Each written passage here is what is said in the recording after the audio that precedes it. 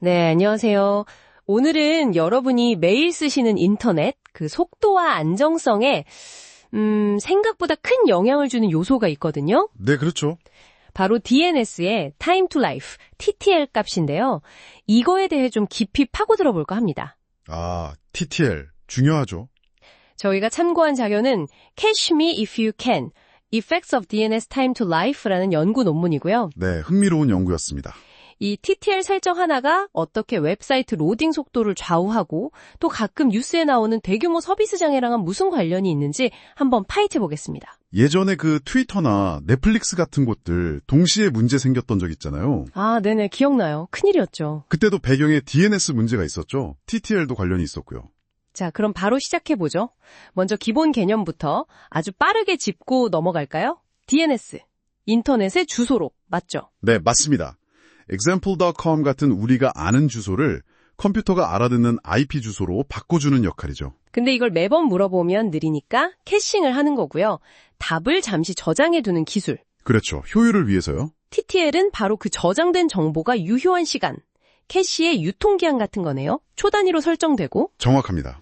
근데 이 TTL 설정이 운영자 입장에서는 좀 고민되는 지점이 있어요. 어떤 고민이죠? 짧게 가져가면 예를 들어 서버 점검하거나 아니면 DDoS 공격받을 때 트래픽 경로를 아주 빨리 바꿀 수 있어요. 민첩성이 좋아지는 거죠. 아, 설정 변경이 바로바로 적용되니까요. 네, 그렇죠. 반면에 길게 설정하면 사용자는 캐시된 정보로 응답을 빨리 받을 수 있으니 속도가 빨라지고요. 네. 또 원본 서버에 잠깐 문제가 생겨도 캐시 덕분에 서비스가 유지될 수 있으니 안정성도 높아지죠. 관한 서버에 물어보는 횟수도 줄고 부하랑 비용도 줄고요. 그러니까 속도와 안정성을 얻느냐 아니면 민첩성을 얻느냐 이 사이의 선택 문제군요. 바로 그겁니다. 딜레마죠. 근데 대부분의 일반 웹사이트 운용자들은 그렇게 자주 설정을 바꾸진 않을 것 같은데 그럼 긴 TTL이 더 유리한 거 아닌가요? 보통은 그렇다고 볼 수 있죠.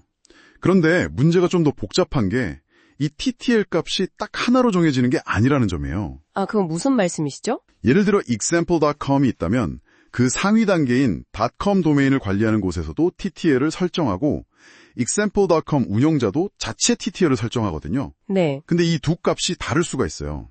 그러면 DNS 정보를 조회하는 시스템, 리졸버들이 과연 어떤 TTL을 따를 것인가? 이게 또 이슈가 됩니다. 리졸버마다 다를 수 있다고요? 네. 연구 결과를 보면 다행히 많은 리졸버들, 측정 방식에 따라 52%에서 90% 정도는 실제 웹사이트 운영자인 하위, 차일드 도메인 설정, 즉 example.com의 설정을 따르는 경향을 보여요. 차일드 센트릭이라고 하죠. 오, 그럼 대부분은 웹사이트 주인이 설정한 대로 작동하는 거네요? 꼭 그렇지만도 않아요. 여전히 꽤 많은 수, 10%에서 한 48% 정도는 상위, parent 도메인, 그러니까 .com 쪽의 설정을 따르는 parent-centric 방식으로 작동하거든요. 와, 그럼 내가 설정한 TTL이 적용 안 될 수도 있다는 거네요? 그럴 가능성이 있는 거죠. 그래서 혼란을 줄이려면 연구에서는 가급적 상위랑 하위 도메인의 TTL을 그냥 똑같이 맞추는 게 좋다고 권장합니다. 네, 그게 속편하겠네요. 일관성을 위해서. 근데 여기서 끝이 아니라고요. 설정을 더 복잡하게 만드는 그 베일리윅이란 개념도 있다면서요.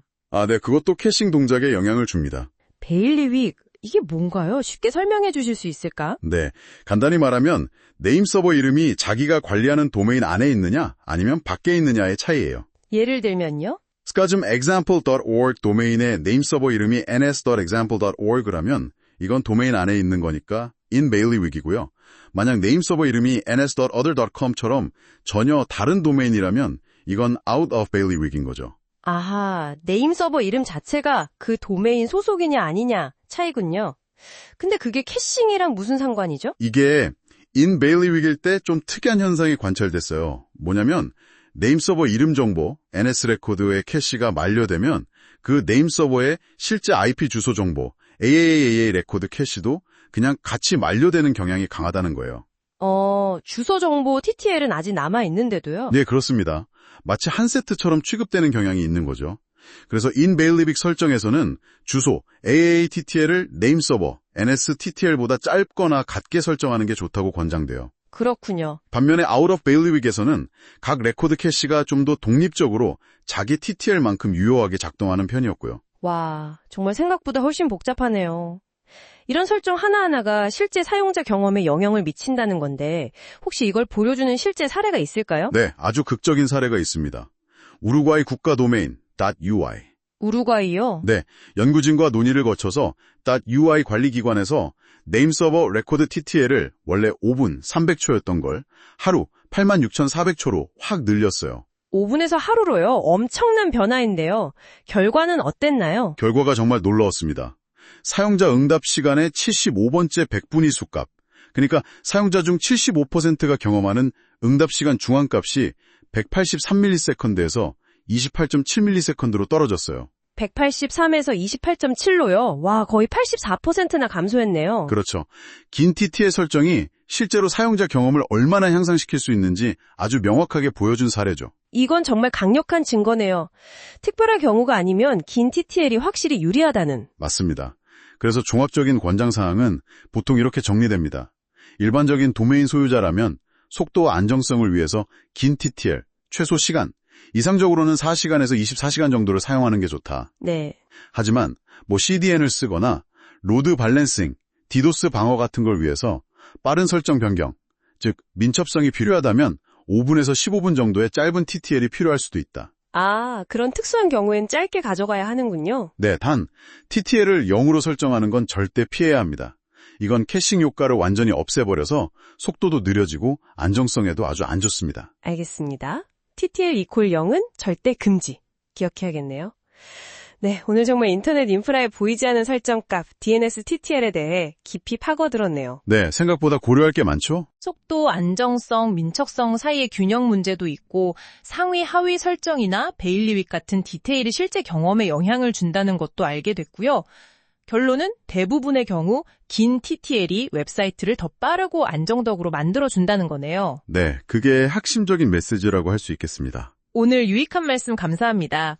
마지막으로 혹시 청취자분들께 던져볼 만한 생각거리가 하나 있는데요. 어떤 거죠? 그 DNS 보안 확장 기술인 DNSSEC이라고 있잖아요. 이건 보안 검증 때문에 반드시 하위 도메인 정보를 확인하게 되어 있거든요. 네네. 그렇다면 앞으로 모든 DNS 리졸버들이 약간의 성능 저하가 있더라도 도메인 소유자의 의도를 더 정확히 반영하기 위해서 하위 도메인의 TTL 설정을 일관되게 따르도록 표준화되는 방향으로 가야 하지 않을까? 그런 생각 해볼 수 있을 것 같아요. 일리가 있네요. 지금처럼 리졸버마다 다른 기준을 따르는 것보다는 그게 더 예측 가능하고 안정적일 수 있겠군요. 네, 그쵸. 리졸버 동작 방식의 미래에 대한 고민거리죠. 흥미로운 질문이네요. 네, 오늘 저희가 준비한 이야기는 여기까지입니다. 청취자 여러분도 웹사이트 운영하시거나 관련 업무 하신다면 TTL 설정 한번 점검해 보시는 것도 좋겠습니다.